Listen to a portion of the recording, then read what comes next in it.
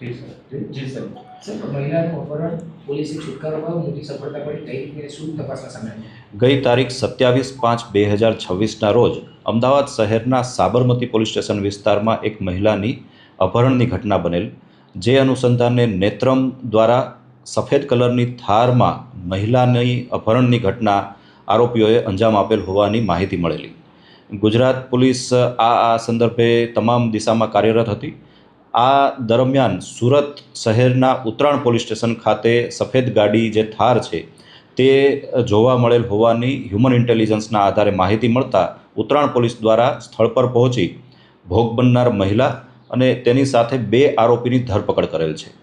ધરપકડ બાદ આરોપીની તપાસ કરતા આરોપી અજમેર સેન્ટ્રલ જેલમાંથી પેરોલ જમ્પ કરેલ હોવાની માહિતી મળેલ છે. રાજસ્થાનના ગુલાબપુરા ખાતે મહિલા અપહરણ અને રેપના આરોપમાં આ આરોપી 20 વર્ષની જેલની સજા ભોગવેલ હતો.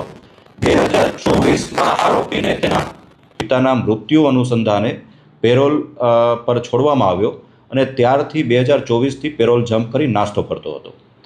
આ દરમિયાન રાજસ્થાન, હરિયાણા અને મહારાષ્ટ્ર સહિતના રાજ્યોમાં 20થી વધુ 4-વ્હીલ ગાડીઓની ચોરી પણ એણે કરેલી છે અને તે બાબતની તેણે સ્વીકારેલું છે. આ ઉપરાંત 6થી વધુ પોલીસ સ્ટેશનોમાં, જે ખાસ કરીને રાજસ્થાન, હરિયાણામાં છે, ત્યાં અલગ અલગ ગુનામાં આ આરોપી વોન્ટેડ હોવાની પણ માહિતી મળેલ છે. હાલમાં આરોપીની સાથે ફિરોઝ નામના અન્ય એક આરોપીની પણ ધરપકડ કરવામાં આવે છે, જે પણ 5થી વધુ આંતરરાજ્ય વાહન ચોરીના ગુનામાં સંકળાયેલ હોવાની તપાસ દરમિયાન માહિતી મળેલ છે. આરોપીની કસ્ટડી હાલમાં સાબરમતી પોલીસ સ્ટેશનને સોંપવામાં આવેલ છે. આ ઉપરાંત બંને આરોપીની સાથે જે ભોગ બનનાર છે મહિલા, તેને સુરક્ષિત રીતે તેના પરિવારને સોંપવામાં આવેલ છે.